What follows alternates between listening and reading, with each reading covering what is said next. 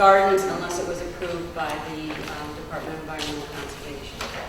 How many of those restrictions, for example, you just said, with the exception of garden animals, are there any more restrictions? Because it looks, to me, it's like for passive recreational use, active and passive. I think this is a really great legal term. It looks really good, but it's like, okay, you're restricting, but then you're allowing us to use, and then they're going to be responsible. Can somebody just elaborate a little bit more about that? Basically, be subject to all the zoning laws you have here in the community. The only restriction I know of, really, you can't go in and tear up go down farther than 2 feet. That's subject to the site management plan. It's really to, once the cover's done there, to keep the cover there.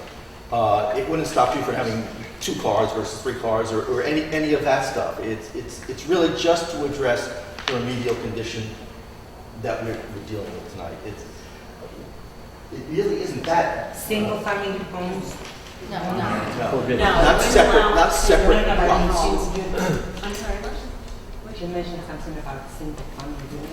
Yes, it wouldn't allow for single-family homes. It's restricted, which means that, again, we keep talking about the easement on the property, and that's to help protect, because we're not removing all the contamination. The easement on the property protects the people from drinking the water. They can't put in a well.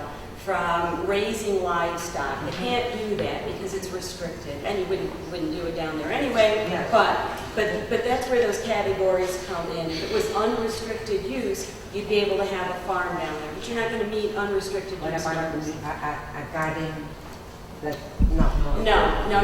If you could have a garden if it was approved by the Department of Environmental Conservation, but they would look at it and say, probably no, or raised bed gardens that have a liner underneath them, could be something like that. But we don't want anything that would go down and penetrate the demarcation layer. You have 2 foot of clean fill, demarcation layer, you wouldn't want anything that penetrates.